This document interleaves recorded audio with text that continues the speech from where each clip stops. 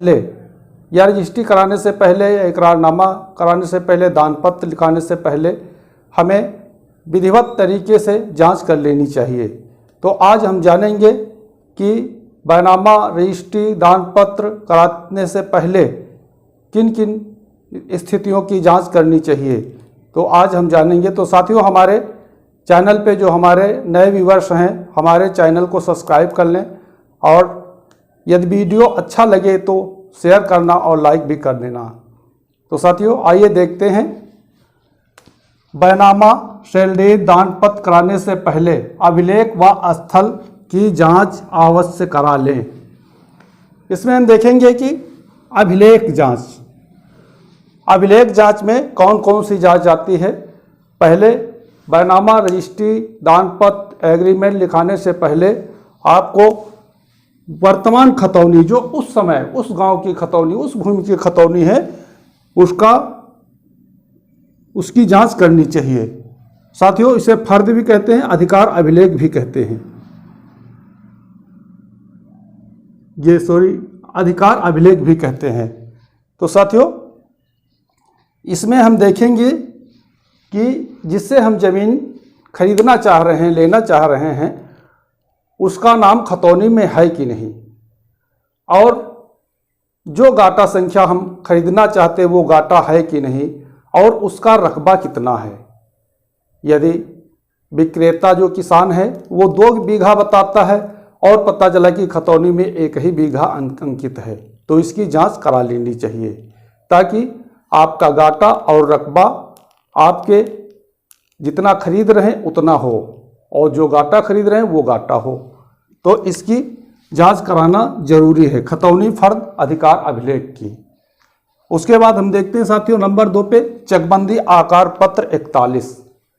ये चकबंदी आकार पत्र 41, जिसे हम CH 41 भी कहते हैं, जो हमारी खतौनी में वर्तमान नंबर है, जो वर्तमान गाटा संख्या, जो खसरा संख्या है, उसका पुराना नंबर CH 41 में मिल जाएगा उस गांव की। अब साथियों, ये प्रश्न उठता है कि पुराने नंबर से क्या मतलब है। साथियों, ऐसा होता है कि कभी कभी ऐसा होता है कि वो नंबर बहुत पहले तालाब के खाते में या भीटा में दर्ज हो, या रेलवे लाइन ट्रैक से जुड़ी भूमि हो, या नहर से जुड़ी भूमि हो, नहर में शामिल गाटा हो। तो इस प्रकार की भूमियों का बैनामा नहीं हो सकता। ये संक्रमणी कभी नहीं होती हैं, और भूलवश इन्हें संक्रमणी कर दिया जाता है, तो ये डिस्प्यूट रहती हैं। इसलिए हमको खतौनी अधिकार अभिलेख की गाटा के अनुसार उसकी पुरानी गाटा CH 41 से लेनी होगी, और पुरानी गाटा लेकर सीधा 1359 फसली खसरा का मुआयना करना होगा। जब 1359 फसली खसरा आप देखेंगे तो उसमें जिस व्यक्ति के नाम उस समय ज़मीन होगी उसका नाम लिखा होगा, और उसकी जात भी लिखी होगी कि वो किस कौम का था, किस जाति का था, वो जाति भी लिखी होगी। और खसरा के कॉलम नंबर 18 में लिखा होता है भूमि का भेद। उस समय यदि भूमि वो तालाब है तो तालाब लिखा होगा, भीटा है तो भीटा लिखा होगा, रेलवे ट्रैक की ज़मीन है तो वो भी लिखा होगा, और यदि कोई सुरक्षित ज़मीन है तो वो अंकित होगा। 1359 फसली खसरा के कॉलम नंबर 18 यानी भूमि के भेद में ये चीज़ें अंकित होंगी। यदि 1359 फसली खसरा के कॉलम 18 में इस प्रकार की चीज़ें अंकित हैं तो कतई आप ज़मीन को न खरीदें, नहीं तो पछताना पड़ेगा। उसके बाद हम देखते हैं नक्शा। अब प्रश्न उठता है कि नक्शा देखने की क्या ज़रूरत है। साथियों, नक्शा देखने से हमें उस भूमि की स्थिति का पूरा पता चल जाएगा। जैसे ये गाटा हम खरीद रहे, इसके बगल में दूसरे का गाटा, ये गाटा, अगल बगल के किसानों के गाटा हैं, तो हमें नक्शे से अगल बगल की किसानों के नाम पता चल जाएंगे कि किस किसानों के नाम हैं, और उसकी हम जांच कर लेंगे, उन किसानों से मिल लेंगे, उन किसानों से जांच कर लेंगे कि ये गाटा जो है जो हम खरीद रहे हैं ये किसका है, इसका पता चल जाएगा। और एक बात का और इसमें पता चल जाएगा, जो भूमि आप खरीद रहे हैं, कहीं ऐसा तो नहीं है कि खतौनी में आपकी बंदोबस्त में ये 2 बीघा का नंबर लिखा हुआ है और इसका नक्शा मात्र 5 बिसुआ का बना है। यदि ऐसा है तो आपके लिए दिक्कत हो जाएगी, आपके लिए परेशानी हो जाएगी यदि आपने इसको क्रय कर लिया।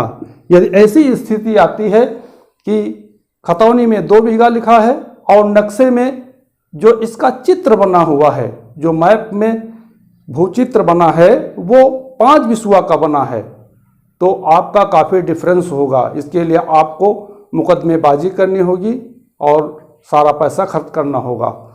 तो यदि ऐसी ज़मीन है तो आप कतई न खरीदें, कतई न क्रय करें, न दान पत्र लिखाएं और न एग्रीमेंट लिखाएं। उसके बाद हम देखते हैं नंबर 5 में बहनामा इकरारनामा बंधक। इसमें हम देखेंगे कि जो ज़मीन हम क्रय कर रहे हैं, जो ज़मीन खरीद रहे हैं, वो भूमि इसके पूर्व में कभी बेची तो नहीं गई है, इसके संबंध में कोई इकरारनामा तो नहीं लिखा गया है, या किसी बैंक या गैर सरकारी संस्था, सरकारी संस्था में बंधक तो नहीं है, इसकी जानकारी कर लेनी चाहिए। उसके बाद हम देखते हैं नंबर 6 भूमि का प्रकार। भूमि का प्रकार साथियों, भूमि 2 प्रकार की होती, एक पुश्तैनी, एक स्वार्जित, जो स्वयं की बनाई होती है।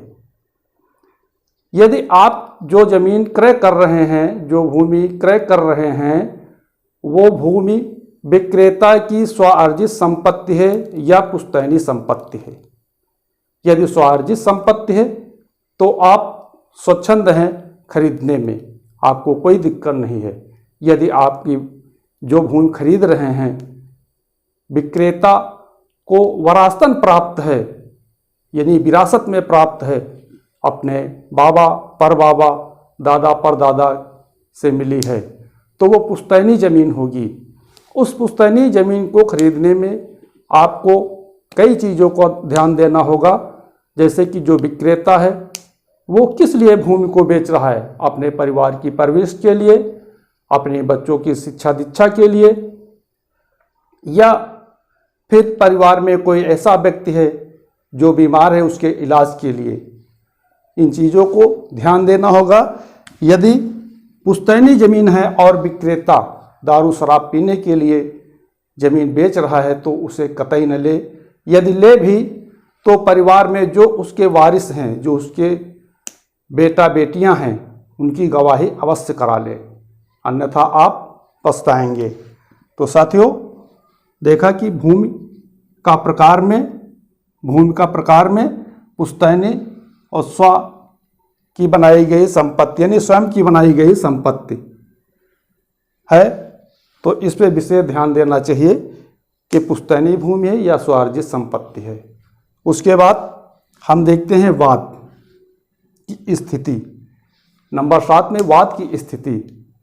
जो भूमि हम क्रय कर रहे हैं, खरीद रहे हैं, इकरारनामा करा रहे हैं, दान पत्र लिखा रहे हैं, वो भूमि के संबंध में किसी न्यायालय में वाद तो विचाराधीन नहीं है। यदि वाद विचाराधीन है तो आपके लिए दिक्कत हो सकती है, तो इसकी जांच विधिवत तरीके से कर लेनी चाहिए कि जो भूमि आप खरीद रहे हैं उसके संबंध में किसी न्यायालय में कोई वाद विचाराधीन तो नहीं है।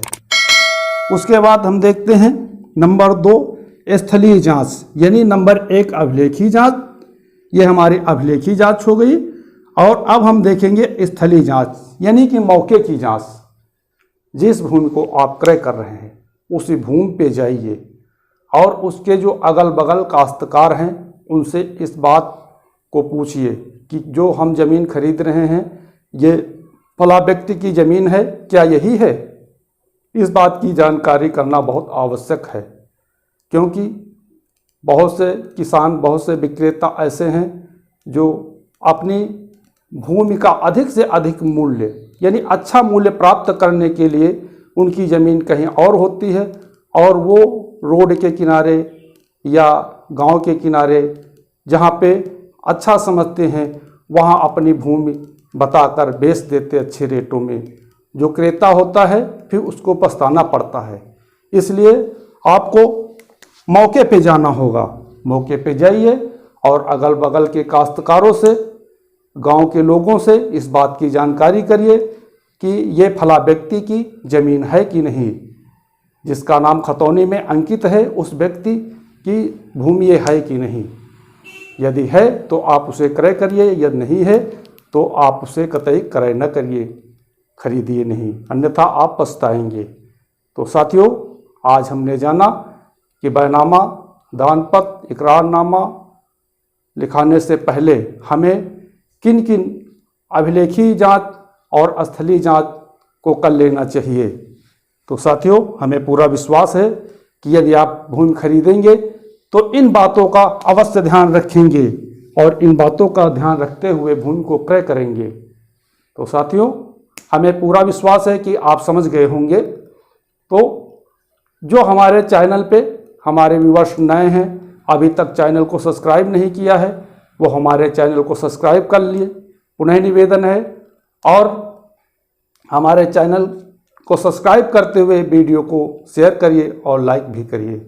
तो साथियों, आज के वीडियो में बस इतना ही। अगले वीडियो तक के लिए नमस्कार।